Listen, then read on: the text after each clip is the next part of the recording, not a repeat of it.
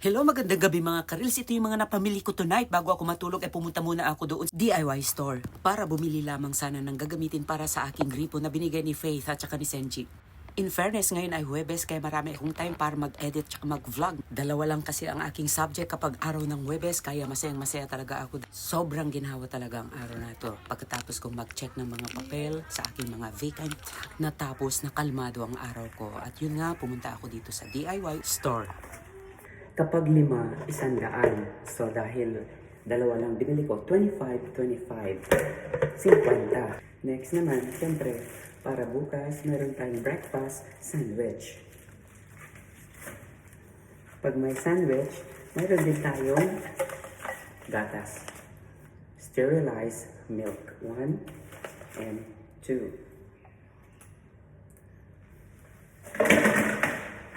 And dumaan ako kanina sa DIY USB cable.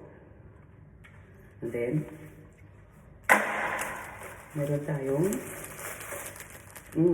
panghugas ng ating mga dishes. 20 baht. Ano pa?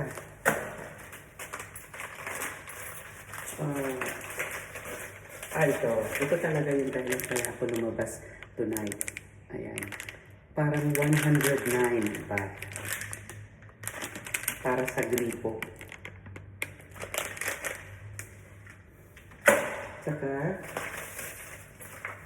ito 10 baht panghugas ng plato. Saka yan, habang naglalakad kinakain ko mani. Saka wala na. Meron pa. Ito. Battery para sa ating mga wall clock.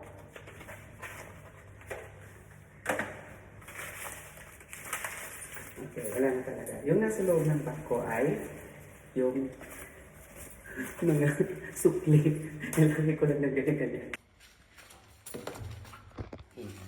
Wallet, mga sukli kapag ikaw namili.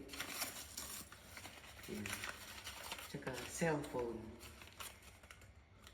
Tsaka yung mga bulaklak, paborito ng nanay.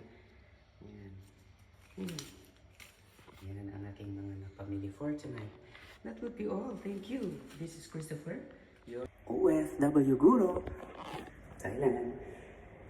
Hirap maging vlogger, no? Lahat na lang iba-vlog for the gold.